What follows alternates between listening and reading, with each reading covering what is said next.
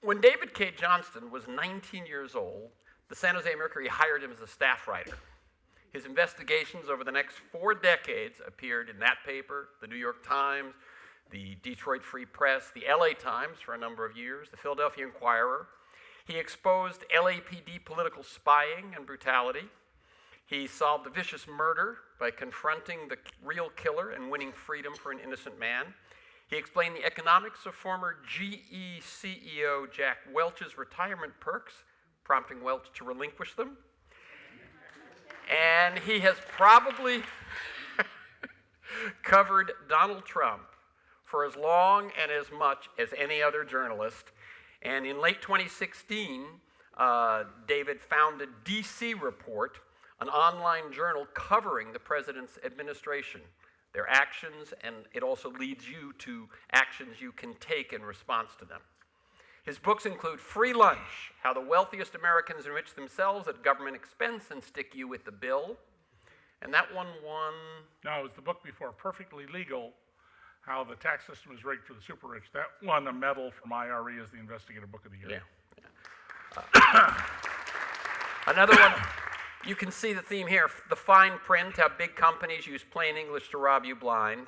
And then recently, The Making of Donald Trump, and his latest, this one, It's Even Worse Than You Think What the Trump Administration is Doing to America. Thank you. Thank you, David.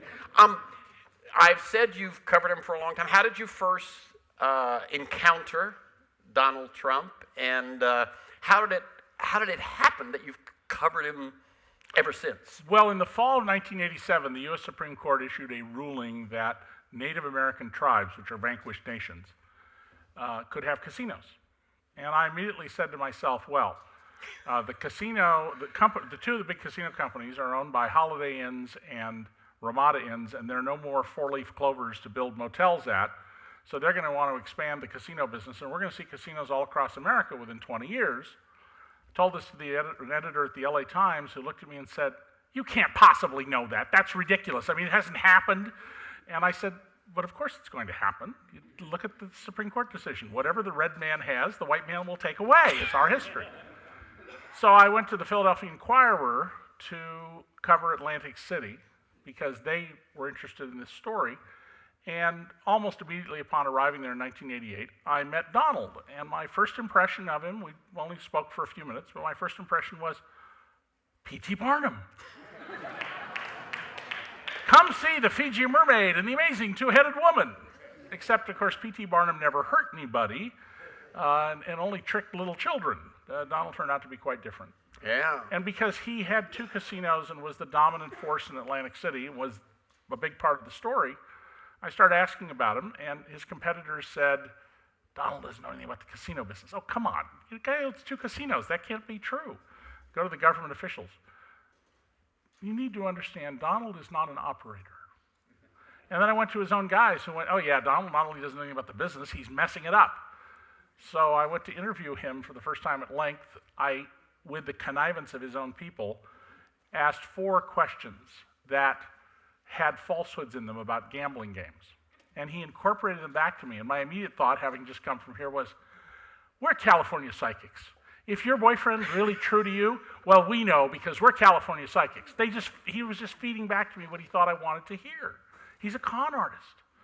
And I also decided that among a small group of people I kept files on for years, Barron Hilton for ripping off the charity for his own benefit, although at the end the charity did fine. Welch. Jack Welch, Daryl Gates, a few other people. I said, you got to pay attention to this guy. Keep files on him because he'll be important for years to come, and he's going to be a major cultural force. Even though I knew he was already talking about running for president back then, I dismissed back then the idea he would be president.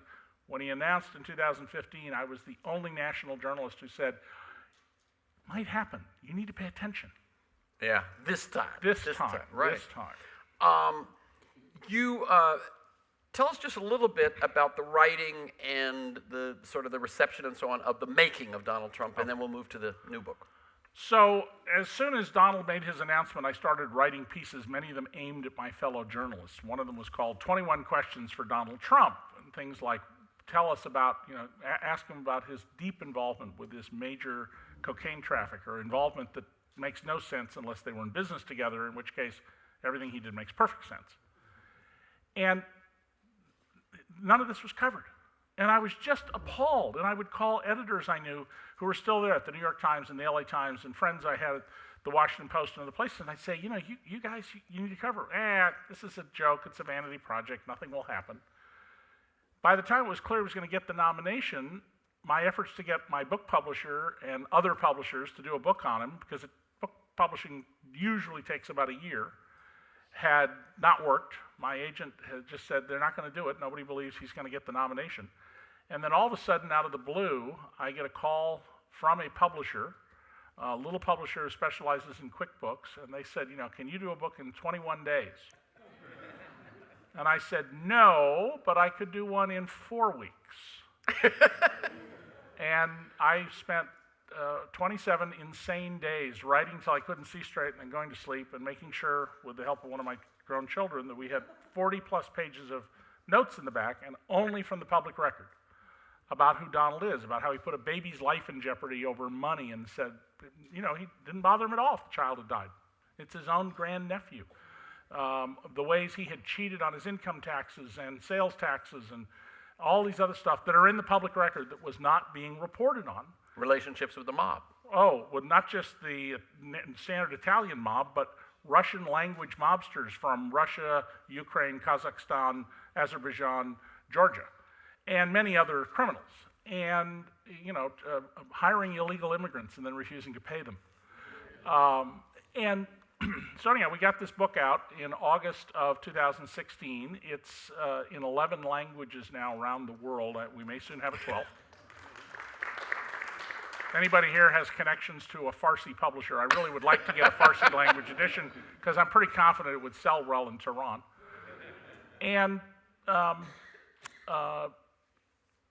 so you want me to go forward to the next book, or? Well, no. I was going to then say, but what happens in the middle is actually DC report. Yes. So I want you to talk So about that. Donald wins the Electoral College, and that's the language I encourage people to use. Donald did not win the election. He lost the election. He won the Electoral College. By the way, do you know why the framers of our country created the Electoral College? They wrote about it. Its purpose was that if the mob, us, somehow became impassioned and put somebody who was unqualified or crazy into the White House, the Electoral College was supposed to be the check on that and to make sure that the presidency was denied to such a person. But after 200 years of not being needed, well, I don't know, there was Andrew Jackson. It atrophied. And so on the night that he won the Electoral College, I said, boy, we need to do something. So with the help of my friend David Crook, who used to also work at the LA Times, and Adam Leipzig, who was a studio executive here for many years and runs Cultural Weekly website, we started this nonprofit. I put money into it. I don't take money out of it. No advertising. Depend entirely on donors. Project DC Report, and our mission was very simple. We don't cover what Trump tweets. We cover what he does. We don't cover what congressmen say. We cover what they do. And we got some journalists who, for nothing or maybe $100 an article, would do yeoman work for us to report on what they're actually doing to our government. And then I said, I need to do another book, and I need to do the story that the Washington Press Corps. I didn't think, frankly, the Washington Press Corps was going to do a very good job of covering the White House. They're doing a great job of that. I'm very impressed with the quality and the depth of the work that's going on and the nuance in it. But I was correct that they're not going to really cover what's happening to our government. And so this book is about our government and what's happening to you, to your income, to your future, to your health, to your safety, to your children and grandchildren's well-being, because of what they're doing to the government. And remember that Steve Bannon, when they came in, said, I'm a Leninist. I'm here to destroy the existing order, and we're going to deconstruct the administrative state, which means we're going to deconstruct or destroy the federal government. And they're doing it. And if you haven't read my book, you don't know about it. You may know a little about it here and there. Some of this crowd knows. Maybe so. But generally, audiences don't. I'll do a little test. How many of you, we'll come back to this later, how many of you have heard, I hope we come back to it later, how many of you have heard of the RCEP? Yeah. That should get you to read because it's important. Okay. Are we just going to tease with that? Yeah, you can ask me a little later on. Oh, God. I'll just let it sit there. Yeah. And one thing, by the way, DC Report is singular. dcreport.org, if you're going to go look for it. One of the things you say right at the start of the book, which surprised me a little bit because I thought we were going to get right into these policy things that's going on, was something about his character. Right. And what you said is that he's the first president that, as far as you can tell, has his condition, if you will. Yes, yes. Well, in fact, and I called presidential historians, particularly Brinkley, and talked to him. You know, every president of the United States, there have been a whole melange. I mean, we've had great ones, we've had terrible ones, we've had middling ones, we've had utterly corrupt ones, we've had ones who couldn't get any focus. We've never had a president whose presidency is about the president. It's not about making America better, and when you look in the context of their times, every president tried to make the country better. I mean, Chester Arthur, completely corrupt New York politician who becomes president by accident because his president dies 31 days into the administration, calls up all his corrupt political cronies from New York, brings them to the White House, and they're expecting, oh boy, are we going to get rich? And he says, gentlemen, I am now the president of the United States. You will not darken the door of the White House. Leave. And he got us the Pendleton Civil Service Act that in the speech tonight, Donald Trump made clear he wants to undo because he wants a patronage government. So Donald's presidency is about one thing. It's about Donald, period, full stop. It is about the glorification of the genetically superior, smartest person in the world who is the world's leading expert on 20 subjects, greatest memory, except when I don't recall saying that, and then they play the video, Donald Trump. And then you also say that one of the other things that makes him unfit is his love of revenge. Yes. So Donald Trump goes around saying he's a Christian. And Jerry Falwell and Reverend Jeffress and all these other preachers of the God wants you to make me rich school go around endorsing him. Well, Donald Trump, in speeches, in a book that he wrote, in numerous forums that there are records of, videotapes, etc., over many years in different places, has said that his philosophy of life is revenge. If someone just declines to do you a favor, hit him in the face 15 times. And he says he gets pleasure from destroying the lives of other people. Now, I don't know how more anti-Christian you can get than that. And when it comes specifically to turn the other cheek, which comes from the Sermon on the Mount, Trump says anybody who does that is a fool, an idiot, or a schmuck. And he means the last word in the most vile Yiddish sense of it. He's not being redundant. And once we get beyond Trump and his character, another big thread in the book is termites. Yes. So Trump comes into office. Donald is not, he's lazy, not a hard worker. We now know, and the White House doesn't dispute, that he comes to work like at 11 in the morning, leaves at 4, and has lunch during that period. He said during the campaign he'd never leave the White House. He spends 1/3 of his days at his properties and playing more golf than Tiger Woods. And so it's the people he brought with him that matter here. But those people, the Bannons, the disloyal Michael Flynn, the general who's going to end up going to prison presumably, and others, brought into our government what I call political termites. If you have termites in your house, you're not going to know it until you put your foot through the floor, and then you're going to get a huge bill to fix it. And these are people who, they're not cabinet secretaries. They didn't have to go through any hearing. Many of them were appointed under a federal rule that allows you to put a federal executive in place for 130 days. And you want to have a rule like that. I mean, if suddenly somebody dies and they're in an important position, you need to be able to replace them temporarily till you can get someone who's fit. Well, we are now into season 2 of Trump, the White House reality show, a political farce. And a lot of these people are still in place. And who are they? Well, at the EPA, they're the people who came from the coal industry and the oil industry and the fracking industry. At the education department, they're the people who came from the companies that made the predatory student loans. All the way through the government, he brought in people who hate the government, and they are doing serious long-term damage. And that's a lot of what the book is about. And this is not, just to be clear, those of you who haven't read my books, I don't write I write policy books, but they're not professorial, I find people and I use them to tell the stories of what's happening, to illustrate what's happening. And then you back it up with a lot of notes. A lot of source in the notes back. about where it comes from and documents, because there's so much. I have people who call me all the time, why aren't you writing about this or that? And I go, why do you need to speculate about Donald Trump? The public record is so robust, you just need to cite it.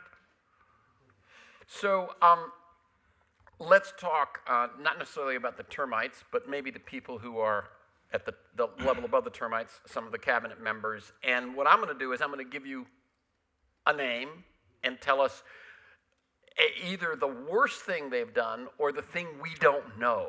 So not a Rorschach test. Okay. Right. So start with Scott Pruitt. Wants to be senator from the oil and gas industry from Oklahoma. Sued the EPA 14 times. Wants to destroy it. Has required different offices, and I tell about a specific government executive story, has required government officials to write extensive detailed reports on every weakness in enforcing the environmental laws, makes them come in and explain everything about it, and then they leave without telling you anything, and presumably, of course, all these, here's how to not lose a lawsuit when you're polluting, records have been turned over to the polluters. Okay, Ryan Zink. Supposed Montanan champion of open skies who has worked in numerous areas to advance things like allowing the uranium mining industry with what appear to be Russian oligarchs in the background to intrude into bad ears, and thinks basically, and I'm going to interpret a little bit here, but if there's oil in the middle of the Grand Canyon, hey, what's an oil well here or there? Yep. Betsy DeVos. Deep believer in Christian corporate education. If you talk to people in the charter school movement, and where I live now in Rochester, New York, we have a lot of charter schools, and you say, well, let's talk about Detroit. It's like, could we talk about the weather? Because complete disaster, and she was deeply involved in that. And she's the one who brought in, of course, the folks from the student loan industry to fix the student loan problem. I will say one nice thing about Betsy DeVos. Born with a platinum spoon in her mouth, married a guy with a platinum spoon in her mouth, and when she travels on behalf of the U.S. government in her private jet, she does not bill us. Right. It's her own private jet. It's her own jet, and she doesn't bill us. Yep. Rick Perry. I'm trying to remember which agency. Oh. The thing about Rick Perry that's fascinating is he thinks the Energy Department is about energy. The budget of the Energy Department is primarily for something else. It's the atomic bomb-making division of our federal government. It does collect statistics and data on energy, but it's really the bomb-making division of the government, something for which Rick Perry, who nuclear physics is beyond his ken, is totally unqualified for. Steve Mnuchin. Well, remember Donald ran for office on the economics in my trilogy about how Washington's ripping you off, and he specifically ran against Goldman Sachs. So who do we have as Treasury Secretary? Well, a guy who had people thrown out of their houses over less than $1 shortfalls on their mortgage payments, and got terribly rich off the financial crisis by taking over one of the failed S&Ls here in Southern California, for which, to be fair, not only did the Obama administration fail to prosecute all these criminals, but I nailed in Newsweek Eric Holder for knowingly lying about what he was doing, which was nothing. But Steve Mnuchin, this is a guy who, he's about money, and he loves money. And I got to tell you, it's a great, warm relationship. His wife, by the way, her most famous role as an actress, was she played Marie Antoinette. Art imitates, yes. Yes. My least favorite, actually, Scott Pruitt's awfully high, but Jeff Sessions. Yes, Jeff Beauregard Sessions. There is no racism in Alabama. I don't know what you're talking about. He's not a racist. He's never been a racist. And you black people, just remember, you don't vote. Sessions is very well liked by the senators. He's a very nice, personable guy. And, I once had in my house here in L.A. Harry Coladuris, the mob's #2 hitman in L.A. And Harry was a wonderful guy. You go out and drinking with Harry, you would talk about it the rest of your life. Unless, of course, you were a mob person he'd been assigned to kill. Well, the rest of your life would just be short. Well, only if you're a mob person. He was no threat to ordinary folks. And Sessions is like this. You know, Jeff Sessions is turning the Civil Rights Department into the Anti-Civil Rights Department, and that's a fundamental principle of the Trump administration. Donald, who is a racist through and through, has been found in judicial proceedings to be a racist, of course is going to turn to Jeff Sessions to be the Attorney General, because one of the principal goals of Donald Trump, and he doesn't put this in policy terms, but it's to make America white again. And what about the war on drugs and judicial reform? Well, Trump in the State of the Union tonight, which I watched a little bit of, said, "We have appointed more federal circuit court judges than any other administration." Yeah, because you wouldn't let Obama have the appointments he was entitled to, and Mitch McConnell discovered that, previously unknown section of the Constitution that a president his last year in office may not appoint someone to the Supreme Court, even if he's someone that under normal circumstances, a white president made the appointment, would get through the Senate because he's eminently qualified, Merrick Garland. They are doing the functional equivalent of what FDR did when he tried to pack the court. The problem is they're packing the court with friends of corporations and enemies of ordinary people and of your rights. And young ones. Now, very young, because they do get the game that John Glover Roberts is playing. John Glover Roberts, appointed in his 50s, is, if you read his opinions, and I've read each of them as they've come out, he is laying out a path for the future to create an America where you will have far less individual liberty, the state will have more power, and corporations will have a lot more power. It's on his watch that corporations, which by motion or statement issued by the United States Supreme Court reporter, that's an official position of the court, in the 1880s gave corporations property rights, which makes sense because that's what a corporation is. We then gave corporations under Rehnquist political rights, including Vallejo and Buckley and now Citizens United. And then, 3 years ago, under John Glover Roberts, we gave corporations religious rights. So, dear Mammon, we pray for profits. And to step below the cabinet level, Mick Mulvaney. Mick Mulvaney. Well, he is in charge of the federal budget. I'm sure Donald has never looked at his own proposed first federal budget, called the skinny budget, because it was really skinny on information. And when they did the full budget, Mick Mulvaney really produced the truthful colors about himself. Disabled veterans who are getting about $35,000 a year. And I grew up the son of a 100% disabled veteran of World War II, so I pay attention to this. Nobody who's a disabled veteran and did their service for their country gets treated particularly well. $35,000. The budget proposed cutting them at retirement age to $13,000, plunging them into poverty. Now that's not going to become law. Some people have criticized me for not emphasizing it won't become law. My point wasn't that it's not going to become law. It's, if you're all for the vets, would you do that? Second proposal from his office, all vets checks they want to round down. Not round neutrally, not round up, round down. Now, it's $12 billion a year, I think. The number's in the book for the year. It's infinitesimal amount of money, but the symbolism, the principle here of what it says about what a fraud the Trump presidency is. And then in his role as, I don't know whether it's interim or head. He's temporarily running the Consumer Finance Protection Bureau. Elizabeth Warren, who I've known almost 30 years and is, I think, the finest, most dedicated public servant I have ever met in my life. Gets this agency created. It's recovered more than $12 billion so far. There was more in the works on behalf of people who've been ripped off. And it's about 4 times its budget. And if you just want to think of government in business terms, if you're bringing in 4 times your budget and doing good, you'd sort of like, hey, can we throw more money at you? No, he wants to zero them out of the budget. And he's already put in place basically allowing predator companies to make loans to people who don't understand what they're doing. And by the way, 85% of Americans can't calculate compound interest. Yeah. I'm just going to read something that you wrote right on this, which is the payday loan thing, which you're speaking about. Our nation has more payday loan stores than McDonald's, 18,000 payday loan stores in America. They make about $46 billion in loans each year and collect more than $7 billion in fees each year. I mean, that is big business. And they're financed by Goldman Sachs and it's Wells Fargo. Friends, yes. Yeah. Warren Buffett's Wells Fargo. Warren Buffett, champion of the little guy. My previous books you can read about Warren Buffett, champion of the little guy. He didn't get all that money by being kind and gentle the way he appears on CNBC. Avuncular, right? What are they doing with OSHA?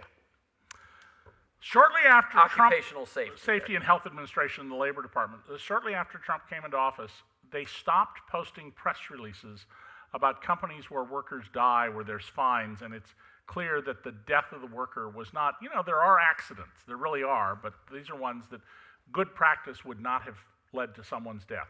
And it was a way of shaming these companies that was started under the Obama administration. They stopped that. We wrote about it at DC Report. They then went back to putting them up. Now, I can't tell you causally that happened, but that's the order of events. And then they stopped doing it. The federal government used to post every single worker death. And 4,800 Americans die on the job every year from accidents. And so it's kind of important to know that. And which industries, and there's statistical data here that's useful. They stopped posting that in August. And now, when they're asked for, okay, just give us the statistical information. So many workers from electrocution, so many from bricks falling on them, the way they categorize them. No, you can't see that information. Let's turn to the military.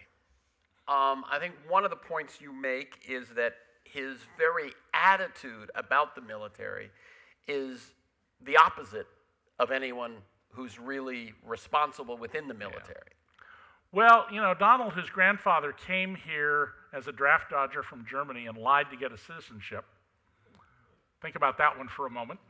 And who got 5 deferments, the last one for bone spur, although Donald can't remember which foot, and who asserts, I know more about ISIS than the generals and I can learn everything that you need to know about nuclear missiles in 90 minutes, is proposing bizarre things for our military. In March, he flew out to the most expensive ship ever built in the world, the Gerald R. Ford aircraft carrier. $13 billion for a ship you can take out with a nuclear missile. And when he got on the ship, he asked about its features. Well, this ship will cost several $billion less to operate over its lifetime because they got rid of steam. When we launch ships off of aircraft carriers, we use a steam catapult. This one has an electromagnetic catapult, the exact kind you'll see at Knott's Berry Farm or Six Flags. And Donald, 2 months later, in an interview with Time, tells a story that he was told by a Navy guy, well, we got real problems with it, sir. It doesn't work very well. And when you read the quotes in the book, you will see he clearly did not understand what he was told, and he keeps calling it digital. It's electromechanical. And then he says, well, you're not going to use digital. Digital, you had to be an Einstein. Nobody understands it. You're going back to steam. You're going to use goddamn steam. This is, what better example of what a complete ignoramus Donald Trump is. I decided not to put in the book because I didn't interview him. What one of his Penn professors said that a lot of other people have reported, which is he referred to Donald as the dumbest student I ever met. And he doesn't understand anything. And by the way, with electromechanical systems, we can fling off of these floating airfields planes that weigh, the military won't tell us exactly. I suspect if I got all the RFPs, I could find it, but it looks like 4 times as heavy. On the other hand, Donald then says, we need to have more aircraft carriers. He wants to build more of them. I'm sorry, you want to do what? Do you not know about the Belgrano at the bottom of the South Atlantic? And when you build an aircraft carrier basically is the centerpiece of a very sophisticated killing machine. That's its purpose, is to kill. And it comes with attack submarines underwater and with guided missile cruisers around it and destroyers and a whole flotilla of ships. And the problem is that you can take it out. And a lot of military stuff that's been written about, no, we need to have more land-based aircraft like that. And the nature of warfare is changing. we're being attacked constantly by Vladimir Putin and other countries, and we're doing this to them, using cyber warfare. I tried to sell the idea of a movie about 10 years ago. I've written about electricity and electricity regulation my whole life because every one of you pay an electric bill every month. And I can make it interesting to you, promise you. I wrote 5 stories that made the top 5 New York Times stories of the day about electricity. And the idea was that we were buying Chinese switches for our electricity system, and the Chinese military had figured out how to put in these switches something so that when they were ready to attack us, the entire grid goes down across the country, and we have no electricity. This is the movie. Yes, and okay. I was told that's not plausible. But there's something else. I'm going to read something you wrote here. The standard in the Army Field Manual for which military officers, for their promotions, there's a set of standards. Do you have empathy? Do you take responsibility? Do you listen to others? Do you consider options? And as you say, if Donald Trump had not dodged the draft, he would never have been promoted above junior lieutenant. Hey, he's one of those officers who might have been fragged. But yeah, there's all these psychiatrists sort of trying to judge him from afar. Well, you don't have to be a psychiatrist to know he's a narcissist. But forget about medical diagnoses. Here is the Army Field Manual. We spend a lot of money on warfare and planning, and we got a military that's very, very sophisticated about these things. And this is a great way to measure someone. And so, one of the things junior officers are taught is your job is to throw up ideas to more senior officers. What does Donald say? He said it tonight. We have no other choice. That's the language of a dictator. That is not the language of an American president. And as you point out, the military and all of diplomacy, State Department and so on, there's an approach that you take to things, which is that war is a last resort. Yeah, military officers do not want to go to war. If we need to go to war, they'll die if necessary, but they don't want to go to war. And lo and behold, there's been some surveys now of our military officer corps, which unfortunately since 1980 has gone from being 50-50 Dems and reps to heavily Republican, especially in the Air Force, which has basically at the top become an evangelical Christian organization. And the survey data show that officers do not support what Trump wants to do. They think he's going to get us into war unnecessarily, with good reason, because during the campaign, Donald said he was going to get us into war, and he said, well, of course we're going to use nukes. Of course we're going to use nukes. And after he became president, reporters in the press room were chastised by the White House press secretary, who said, you folks don't seem to understand. We will fulfill every single campaign promise without exception. Can you say just a little bit more about the evangelical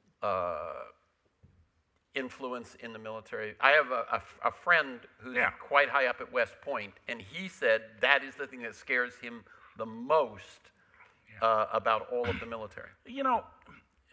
All institutions need to have a broad array of people. When I started out in journalism, it was all white males. The reason I got hired as a staff writer at 19 at the San Jose Mercury is they had one other candidate for the job, much better qualified than me at the time. But the Mercury had a policy, you could have an Hispanic name, but 100% no Mexicans in the newsroom. And organizations, when they get into things and begin promoting people, it matters. So the LAPD at one point was full of people who were into a sideline of EST, of Werner Erhard's EST, called Racing Forum or something like that. And one church in Glendale, that if you wanted to be promoted, you wanted to belong to this church in Glendale. And the same thing is happening to our military. It is not by accident that Dobson, who used to be at USC, and I think it's about 800 other evangelical organizations, decided to move their shops or set them up in Colorado Springs, Colorado, where the Air Force Academy is, where at one point they had a special backdoor entrance to the place so that you could go to these religious activities. And this is very troubling. Let's talk a little bit about the Russia situation, right? You, at one point, quote an email from Rob Goldstein to Donald Trump Jr. Pick it. Goldstone, right. So Rob Goldstone's this PR guy from Britain who represents entertainment people, and he writes an email to Donald Trump Jr., June of 2016, and in July of 2016, Jake Tapper on CNN asked, have you had any dealings with the Russians, any communications, any offers? So absolutely not. When the New York Times eventually susses this out, Donald Trump Jr. puts out the emails. If you read the first one, in the fourth paragraph it says, as part of Russia's effort to help. This is not, as they've characterized it in 6 different lies they've told, this is not, would you be interested? This is, we're already in business together. You want to do something new. And this was not surprising to me because Donald Trump has been doing squirrely deals with Russians, and by that I mean broadly speaking, people come from Russian-speaking countries, since 1983.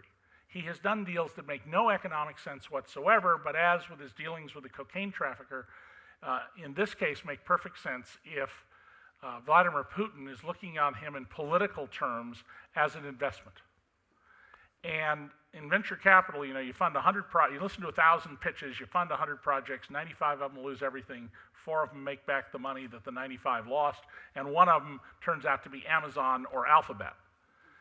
And Vladimir Putin got his one in Donald Trump. And the evidence that they were in a conspiracy with the Russians is just overwhelming at this point. I don't understand all this reporting about was there collusion. Collusion is not a crime. Conspiracy is a crime. If you get a phone call from a hostile foreign power offering to help elect someone to an American government position, whatever it is, there is exactly one thing any patriotic American does. You pick up the telephone, you call the FBI, and you say, I need to speak to someone in counterintelligence. Remember, Donald Trump told stuff to the Russian foreign minister and ambassador in the White House, only allowed a Russian news person, quote, news person, who works for the government news agency TASS, into the room. Donald Trump is not a loyal American. Finally, something which you've written about over the years is taxes. You have written books about them. It's what you wrote about for the New York Times and so on. My next book is proposing a whole new tax system for America. Right. As we said, had Trump not been elected, that would be the book we'd be talking about tonight. That's exactly right. Yeah. But so talk, what don't we know that's in that tax bill? In the tax bill? Yeah. Okay, well, how many of you read a story about how Apple and a bunch of other companies are paying tens of billions of dollars in taxes? Sure. You read that? It was on the news. $38 billion? Yeah. Go to DC Report. What they got was an extension of their zero-interest loans of the taxes that last till 2025. And they pay 50% of the bill in 24 and 25. It's not at all what was presented, for the simple reason that the reporters who did this, they listened to what the companies and the politicians said. They didn't do what we do. We read the bill. And then we did, with the help, it was done by the former chief economist from McKinsey, who writes for us, a detailed economic analysis that you can read of what this means. They're going to make money off this. Well, let me just, you went over it pretty quickly, but what he said is that when they agreed, if they bring money back. Or they get the option to bring it back. They don't have to. That's right. They would pay this big tax. Well, it turns out they have 8 years to do it at no interest. And, as you say, the first year, they're only compelled to pay 8%. And some of this money they've stashed offshore as far back as 1987, when the law was changed that allowed all this. And when I originally reported in the New York Times that these companies were shifting profits and moving them offshore through the devices that Ronald Reagan unknowingly, I think, signed into law because he thought corporations should pay significant taxes. Individuals shouldn't, but corporations should. We're all sorts of people who called the New York Times, called my editors, who's this crazy communist, what the heck, he doesn't know what he's talking about. And then Congress did a study. They had subpoena power. 1,800-page study, the biggest study ever done by the Congressional Joint Committee on Taxation. And it turned out not only was I right, but something I predicted but couldn't report because I had no way to prove it, Enron literally stamped its tax department documents profit center. Many big companies and wealthy individuals in America make a profit off the income tax system. You and I are burdened by it. They make money off of it because they're allowed to earn money now and pay their taxes in 20, 30, 40 years, which means the government gives them zero interest loans equal to the amount of their taxes, open-ended. So we've heard a lot of bad news. What at this point, and it's a wonderful point being that it is just following the first State of the Union by Donald Trump, what gives you hope? Are you an optimist? Anybody in this society who has 8 children has to be an optimist. Yes, I mean, we will get through this. The Constitution was designed to be an enduring document. And we survived the Civil War. We survived Andrew Jackson, whose painting looks down on Donald Trump in the Oval Office. There is no good ending to this story of when Donald Trump leaves. It has to end badly. It's not going to happen with the 25th Amendment. That only works with cooperation, or the president is under the knife, as Ronald Reagan was after he was shot, and I certainly don't want any bad to happen to Donald Trump. Secondly, what if he's impeached, convicted, and removed? Well, that will only happen if the Democrats take control of Congress. And I believe that the most important domestic event in American history, more important than what happened in 1932, are the fall elections. Because either we will get a Congress that will do its duty with Donald Trump, or we will begin to move in the direction of losing your individual liberties, because people who share Donald's autocratic, kleptocratic views, who don't have his deficits, will come forward, and they will deceive the people, and we will lose our liberties. If the Democrats take control of Congress and Trump is removed, if it's because of the Russians, can Mike Pence be allowed to become president? He's a beneficiary of Vladimir Putin. If you decide Mike Pence must also be removed, then you face a constitutional crisis. Imagine how many, Fox News, this is a coup d'etat to make Nancy Pelosi president. And the Speaker of the House, presumably Nancy, will have to say, I believe, I'm a caretaker, I will not be involved in the election, and behave like Caesar's wife.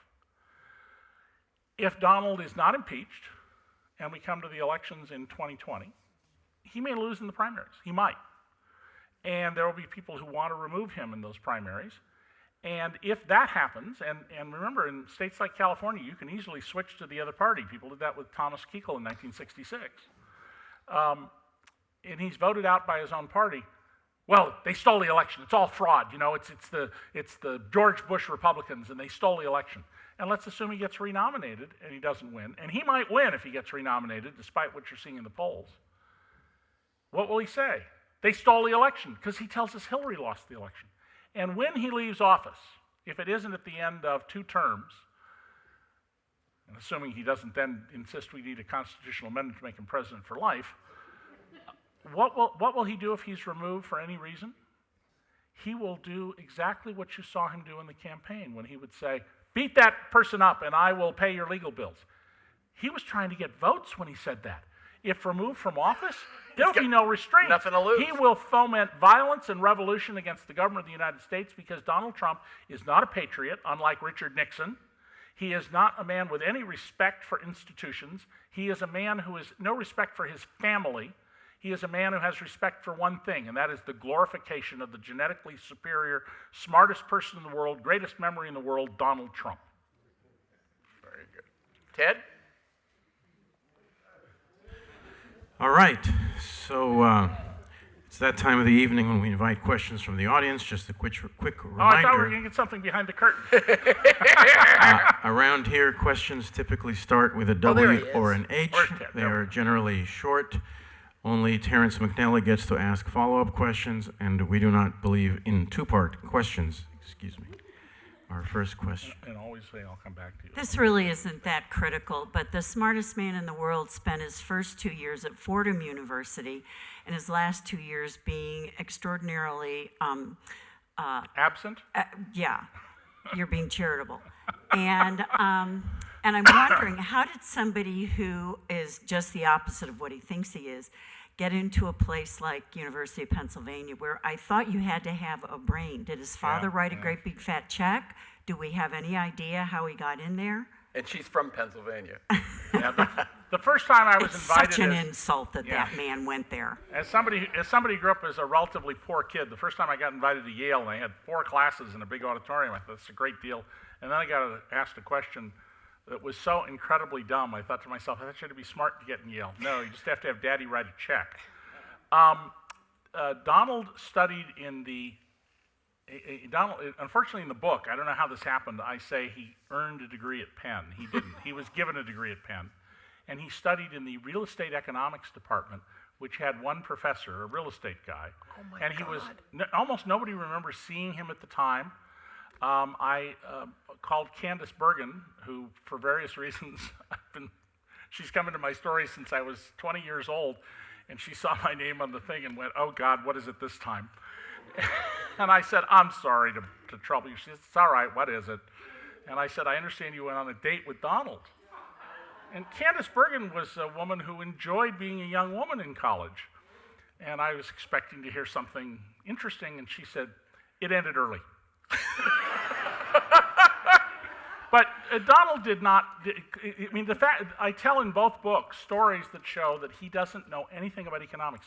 Under oath, he gives answers that show that on his claim that he's the world's greatest expert on taxes. And I'm not the world's greatest expert, but I am a world-recognized authority on taxes. I've been invited to tax seminars to be the keynote speaker on several continents. Trump says, I know nothing of accounting. Well, if you don't know anything of accounting and you think you understand tax, that's like saying, I'm a pilot, but I don't know what a wing is. Hi, over here. My question is, what keeps me up at night is that if Trump wants to do something that's against Putin or the Russians, and Putin puts out compromising information on him, something that could get him arrested or ruin his businesses, I don't even care about the sexual stuff, if that even exists, do we think that there is something out there that the Russians can bring out that is forcing Trump to do what he's doing? I got it. First of all, this is what I want to keep you up at night reading, okay? And when you finish it, I got 6 others. And one on the way. And one on the way, yes. Pretty soon I'll have 8, maybe I'll quit. Putin has lots of compromising information on Trump. Here's the good news about that. Robert Mueller has put together an incredible team. If those 17 lawyers in Mueller were to go create a white-collar defense law firm, it would just blow away everybody else in America. Some of these guys who came to work for him back to the government were making well more than $1 million a year, millions of dollars a year. Christopher Wray, the FBI director, made $17 million in the year and a few months before he was appointed. Yeah, well, defending banks that are ripping people off is a very lucrative business. And we know at the Mueller level what the Russians have. We have, who came to us with the first warnings that Trump may not be loyal from intercepts? The Dutch, the British, and the most loyal country America has, Australia, and presumably other governments we haven't heard about. You can't move money unless you use what's called the Hawala system that's in the Middle East and somewhat here. You cannot move money electronically without a record of it. Every deal can be hunted down with enough money and time and effort to sift through. Trillions of dollars change hands every day. You can find $100,000 items if you're willing to do the work. And so Putin has stuff on Trump. He's got compromat on Trump. Trump has led a very indiscreet life. You know, Stormy Daniels and the Playboy Playmate was paid off by National Enquirer. To quote Donald, trust me, they're not the only ones. And so there's plenty of stuff. I don't know if it'll have any effect. I mean, you know, you still have, when on national TV the other day, Jerry Falwell Jr. was asked about Stormy Daniels. He said, well, you know, that was 10 years ago, and he's a changed man. And he's different. And I thought, yeah, 10 years ago, I'm almost Donald's age. 10 years ago, how was I different? Oh, I had more black hair. Here. No, here. I'm so excited to see you, David Cay Johnston. Aw. I've been following you for a long time, Thank you. and also Terrence on KPFK. My question is about the tax cuts. That money's gone. When do you see us potentially being in a recession? Because Jerry Brown says we're going to be going towards that. Well, Do you agree? yes. When the George Bush tax cuts were passed, what happened was job growth in America stopped. And in the first 8 years of this century, the population grew at 5 times the rate of jobs. And that's because the tax bill didn't require reinvestment, nor does this one. They can keep the money, and they can keep it offshore if they want. They can just bring it home when they want. They can invest it offshore if they want. They can use it for stock buybacks, which narrow the base of stocks and push up executive compensation because so much of it's based on stock options. So yes, I expect in the short run, this tax cut's going to have a stimulative effect because the bottom 90% of Americans had a smaller income adjusted for inflation in 2012 than they had in 1967. 90%. 90% of Americans lower income in 2012 than 1967. Basically, they lost a half a week's pay. And at the top 400 from 1961, because we happen to have data from back then on this little fine point that I found, to 2014, bottom 90% went up a little bit. They took 25 cents on the dollar more home and paid 1 penny more in taxes out of their income. But the top 400, well, if we measured their income against this group and made this group 1 foot, this group over here, the top 400, their stack of feet, imagine shoe boxes, would go through the ceiling of this building and it would reach up 28,000 feet into the sky to one over here. And this tax cut, because suddenly people who haven't had income gains, they're going to have 10 or 20 or 30 or $40 a week more. Good for them, they need it. But we're going to borrow money to allow plutocrats to pay less. The plutocrats, by the way, and I said everybody over here is paying 1 penny more. They're paying 20 cents on the dollar less. Think that'll make you rich if you had a 20% tax cut and your income starts at $30 million? And there's no reason to encourage investment. We will see, look at what we saw. All these companies announced we're paying $1,000 bonuses in December when they got a 35% tax deduction. And then come January, many of these same companies fired tens of thousands of workers when had they given the bonuses then or real pay raises, they would have had a deduction of only 21%, 60% as much. So I expect there'll be a short-term positive effect. The whole goal of this tax bill is to get past the November election, to deceive the 90% into believing that this is good for them. And by the way, the founders warned about this, the framers of the country. You can go to the internet, put in my name in quotes, don't drop the T, Newsweek and Thomas Jefferson, and read what the founders wrote about what they thought would lead to the end of America, and then look at what's happening today. And the small tax cuts that go to the middle class and the working class, those expire, correct? Yes, they have an end date, and the corporate ones do not. But as a practical matter, you know, Congress keeps changing the tax law all the time. So I mean, this tax law, particularly the international provisions, is a full employment act for accountants and tax lawyers. right. Hi. What I'm wondering about is what's going on with the Republicans, but particularly those who now have nothing left to lose, right? Right. Or the 2 or 3 they needed on the House committee. I got it. So, Moderate. I mean, 35 have said they're not going to rerun. That's right. And those are all flippable districts. It's very hard to change a district when the incumbent runs in either party, but an open seat you can flip. Well, there's been just a fundamental breakdown in the Republican Party. By the way, I'm decades-long registered Republican. An emphasis on the word registered. The Republicans have simply lost they've lost ideas. They have no moral front. Paul Ryan's behavior in all of this is the behavior of a political coward, certainly not a leader. And there are plenty of Republicans. I have some members of Congress in both parties who periodically will call me and ask me to explain something about taxes that they don't understand, and as long as it's just technical explanation, I'll do it. But I have asked a couple of the Republicans about this, and they know who they're dealing with. They know this guy's unqualified. But if you move against him, look what happens to you. Who is the first family of Arizona? The Flakes. They named a town after him, Snowflake. And Jeff Flake can't run for another term because he'll be destroyed. John McCain stood up to Trump, but when it came to the tax bill, his last important vote before we're going to lose him soon, he caved. Corker spoke up against Trump, and then he backed down.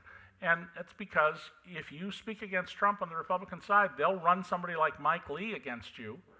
And ask Senator Johnston, no relation, who was a principled Republican, about what happened to him. This is a real fundamental problem, and it goes to the heart of this, goes to after Nixon, we passed these campaign finance laws. I was in there reporting on them. In Michigan, where I was a reporter then, we passed the toughest campaign finance law in the country, and they backfired. Instead of cleaning up politics, they have enhanced the power of what I call the political donor class. And the Republicans are responding to the market. That's what they're doing. And it's unprincipled, and it's craven, and it's going to damage the Republican brand for a long time. But I think it's clear what they're doing here. And he's not, by the way, Trump's not a Republican. One of the first times I talked to Donald, I asked him, what do you think about health care? Health care should be like the roads. When you need it, you just use it. And I said, well, like you pay a toll? He said, no, you shouldn't pay anything. You just get the health care. It's a good German. That's right. The Kaiser's idea, right? Yeah. Where's Ted? Where's Ted? And I have to tell you, the lady in the white blouse here she was the first person with a hand up. Okay, I'll be quick. I wrote a piece entitled, "Is Donald Trump Mentally Ill?" about a year ago in the Huffington Post, and that explains pretty much every bit of his behavior, narcissistic personality disorder. But the question I had, David, was, even if we take back the House and we win every Senate seat, we're not going to have 67 senators to convict him, so there's no way he's getting impeached if, in fact, the Republicans continue to support him as much as they do. Right, and so here, you raise a good point, and here's what I think is important about that, about having a trial of Donald Trump and the result. Watergate took 26 months, and Richard Nixon had a hostile Congress, and he wasn't liked by a lot of people because he was an unbelievably unlikable character. Donald can be, when he wants to be, incredibly charming. That's why he's successful. And we have not had public hearings. If the Democrats start running public hearings, and they have Mueller's report, and every day Americans go home to turn on PBS at night, if the Republicans haven't cowed PBS even more into not running things, and we watch these hearings, the tide will turn on Trump, and people will realize that not only is he manifestly unfit, but he is not a loyal American. And that should be one of our principal focuses. We have a traitor in the White House. And you will see eventually, if Mueller is not completely shut down, the evidence of this. I am totally confident in saying this, and I know perfectly well, history's going to judge whether I'm right or wrong here, okay? I have a really good track record of being right about things, and history's going to show this. And if the evidence that Mueller's team has put together gets into the public record and is presented day after day after day of hearings, where someone who recognizes they suddenly have an important role in history, the way Sam Ervin did, the senator who ran the hearings, people will turn around, and they will realize how truly awful this man is. And we got to have Toto pull back the screen on the wizard. Yeah, we don't have any Sam Ervins anymore, by the way. Oh, I don't know. I can think of some people who might do a good job, but Okay. Yeah, I believe it was the Mayo Clinic that put out the mental health clinic that put out the 10 points Yeah. that constitute a narcissist, and I thought you might be interested that number 6 or 7 was extremely envious and revengeful. yeah. Which kind of fit your profile.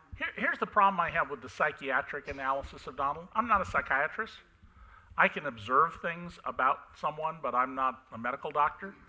But in the case of the Army Field Manual, here you have a standard that's intended for anybody to be able to use who just has a brain and critical judgment. And you cannot rise to officer without You it. will, right? yeah, you will not rise in the U.S. Army. And I've interviewed lots of general officers of the United States in my lifetime, and I've met some people I really didn't like.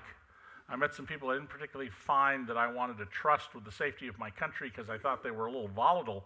But I've never met a stupid general officer of the United States who did not demonstrate, as I spoke to them, leadership skills. Not once. The system actually works on who gets promoted. Thank you. What do you think will happen? I'm over here. Here I am. I'm not throwing my This way. voice. Come back. What do you think will happen if his son and son-in-law are indicted or go down? Do you think, I mean, you said he's not loyal to anyone, even family. What happens? Well, think back to when he was divorcing his first wife, Ivana, the mother of his children, and he planted stories about what a horrible person she was. I mean, I've been divorced. People say horrible things in divorces, right? The things they may deeply regret later, though I don't think Donald regrets anything. A man who will throw the mother of his children under the bus, if he has to choose between Jared Kushner and himself, between Don Jr. and himself, I don't think for Donald that there's any question what the choice will be. He will try first, however, to stop the process. And one of the things about the rule of law is you don't get to pick your prosecutor. And what Donald Trump really is proposing out there is very simple. I want to pick my prosecutor. No way. We cannot allow that. If he fires Robert Mueller, if people are not in the streets and shutting down the whole country, then, kiss your individual liberties goodbye. Let me ask a quick one. The vote in Congress for the Russian sanctions was 515 to like 10. Yeah. yeah, and he has said, "I'm not going to do it." I'm not going to do it. Yeah. Well, here's the thing to think about. I've read and listened to lots of tapes of mobsters talking about their boss, and somebody says, and pardon, this is going to be a little sexist, okay? But somebody will say, "You just see that skanky woman with the boss?" And they go, "Oh no, that's his new girlfriend. Oh yeah, no, she's fabulous. She's so beautiful. God, how lucky the boss is." Donald Trump talks about Vladimir Putin the way mob soldiers who don't know the FBI or the local police are listening in on him talk about their boss. It's just astonishing. And the Russians have been investing in people like Donald Trump in the West for years. Vladimir Putin is trying to undermine democracy. If you read his own words, democracy is a joke. You need to have a strong leader. He thinks it's perfectly okay to, jail your opponents, and as we all know, one of them was shot to death within camera vision of the Kremlin. And Donald Trump admires this man? Well, fine people. On both sides. Hi, I'm up here. Yep. Here's a question about the housing discrimination. What can you tell us about the value to the Trumps, over the years of selling white people the ability to not have to live near black people, et cetera? Well, in my previous book, The Making of Donald Trump, the Woody Guthrie family very nicely, for not much money, allowed me to quote from Woody Guthrie's song about Fred Trump and housing discrimination, because he lived in one of Fred Trump's Brooklyn housing projects. And Fred Trump very much was keep his projects white. They owned some buildings where they would target black and Puerto Rican renters. And housing, you notice the internet is decimating all sorts of businesses. It's decimating the news business because it's destroyed the model of bringing buyers and sellers together. Travel agencies, all sorts of businesses. What's the one business that is thriving in the internet age? Real estate. Because it's all based on race. What neighborhood you're going to live in. And the digital market would undo that. And so by doing what the Trumps did, they made a lot of money. They got government subsidies to build housing. Fred Trump ripped off the federal government so much that President Eisenhower threw a fit in the White House that I tell about in the previous book. And there were more than 100 investigators put on Fred Trump for ripping off the taxpayers on housing for GIs coming back from the war. Donald and his father had coding for applicants. So the U.S. government, after the Fair Housing Act was passed right after Martin Luther King was murdered, they sent out matched teams of people. And so they'd send out a black couple or a Puerto Rican couple who were financially qualified to rent an apartment, and they would have their bona fides with them. And they'd be told, "We don't have anything, but why don't you try this building over here that we also own?" Then the white couple with the same finances would show up, and they'd say, "Oh, yes, we got lots of apartments. We got 6 of them. Come take a look." And then Roy Cohn, Donald's mentor, the notorious Roy Cohn, tells Donald the way to address this is you call a press conference at the New York Hilton. You get the press there and you say, the federal government is trying to force welfare people into our buildings. Complete lie, absolute fabrication, sold out, worked with the public. The government assigned a freshman lawyer, a woman who barely had the ink dry on her law license, meaning they weren't going to really fight him, and she immediately produced evidence that made the Trumps cave, and they agreed to be supervised for 2 years. There was no discrimination for 2 years. Then the court lifted the sanctions, and guess what happened with coding rental applications after that? It's made them a fortune. Donald Trump's racism has made Donald Trump rich. We have time for 2 more questions. Over here. My question is, if the Democrats are able to win the House and possibly the Senate, do you see any chance that Trump would actually resign rather than go through the No, process? there's no chance in the Okay. world that Donald Trump will resign. Even if Mueller comes to him and says, hey, I can put your whole family in jail, he's not going to resign. His ego would never allow it. The only circumstance under which I can see Donald resigning is that he has had some horrible medical event, which I certainly hope does not happen to him, and he cannot function. And even then, I'm very doubtful that he would resign. This man's ego is, I mean, everybody who runs for president has a big ego, but this guy is way off the chart. I mean, Donald literally believes he should run the world. You know, of course he should be president. How could you possibly have come to someone to listen to me who thinks he shouldn't be president? What is wrong with you? Fake news. And remember that Omarosa said, we will all bend our knee to him, and was never rebuked for that. And our final question for the evening. My question is, can the damage be undone? And can the Democrats undo the damage? Boy, that's a really good question. Yes, a lot of the damage that's been done can be undone as soon as we have a competent, qualified, loyal American in the White House. But a lot of it is going to last. The appointments to the circuit court, those are lifetime appointments. To the Court of Appeals. And Neil Gorsuch, you know, a man who wrote an opinion in which he said that a worker was properly fired because he chose not to die on the job. I mean, you want to talk about bad judgment. I have a word for Neil Gorsuch's opinion in that case. It's very simple and comes right out of the Bible. Evil. And that stuff will last a long time. We're going to have terrible problems with civil rights, voting rights, worker rights, investor rights, because of the people Trump has put onto the court. As to the longer issue in the Democrats, you know, right now you would think, given what the polls show about Donald Trump, that the Democratic National Committee is rolling in contributions and the Republicans are having a hard time. It's the exact opposite. It is the exact opposite. Look what happened in the election that was, according to the news report, stolen here on the leadership of the Democratic Party in this state. The Republicans have spent more than 40 years paying attention to their knitting. They have built up bench strength by electing people to all sorts of offices from mosquito control districts on up. They have put in place laws that allow a minority party to be in control and to invalidate ballots. The Michigan law that it makes it very easy to invalidate ballots, most of which invalidated were in Detroit and Flint. They have developed strong fundraising networks, and they have a clear philosophy of control, of my way or the highway. The Democrats, who I often call Republican light, they seem to have lost their way. I mean, first of all, the Republicans have a clear economic agenda. They wouldn't say it in these words, but think about their agenda, and I think you will agree, even if you love their agenda, with my description. The reason we don't have more jobs and more income for ordinary people in America is the rich don't have nearly enough.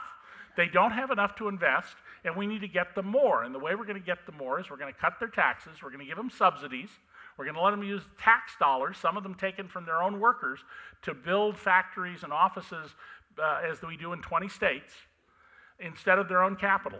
And, you know, it's easy to get rich if the government gives you the capital. And how are we going to pay for this? Well, we're going to take it from the children, the disabled, the elderly, and the poor, the people who can't fight back. And tell me, what is the economic agenda of the Democrats? Yeah, what is the economic agenda of the Democrats? You know, my brother, who's a disabled manual laborer, he was the guy making sure that the tree in the culvert was pulled out in the rainstorm so you could get to work, and now he's all busted up and he can't sit up straight. I asked him one day about his neighbors in Oregon. He lives in a manufactured house out in the woods. And I said, they all have these, this was back when Romney was running, these Romney stickers. And he's a plutocrat. And he said to me, well, ask yourself, like I do, what have the Democrats done for me? And I can't point to anything they've done for me. They constantly are taking things away and giving in to the Republicans. So if I believed in God, loved guns, or hated gays, I'd vote for Republicans too. And the Democrats have got to develop, here is what we stand for. And the platform should be broad prosperity, collective bargaining, new trade rules. Trump has some points about trade rules. Strengthening Social Security, universal no out-of-pocket medical care, and using Donald Trump's own words. And by the way, if we had the German or French universal healthcare systems, which are almost not out-of-pocket, I'll tell you how much money it would save, because I analyze this every year and write about it. Currently, from 2015, the latest data, it's the functional equivalent, the statistical equivalent of eliminating the income tax for everybody who makes less than $550,000 a year. That's how much money we're talking about. And they've got to have a platform. They can't say, we're against Trump. That will get you nowhere. They've got to say, here's what we're for. And I don't see any indication that they can do it. Nancy Pelosi is a great legislative tactician. I have great respect for her, but I spoke to the Democrats once and referred to the Democratic members of Congress as you guys twice. And Nancy walked over in her Christian Louboutins and her $4,000 dress and said I was being disrespectful. And I said, Nancy, you guys need to be taken down a notch. You're our employees. You are not our masters. You're you guys. She didn't like that one bit. So, thank you. Okay. Okay. Thank you, Thank sir. you, David, and thank all of you.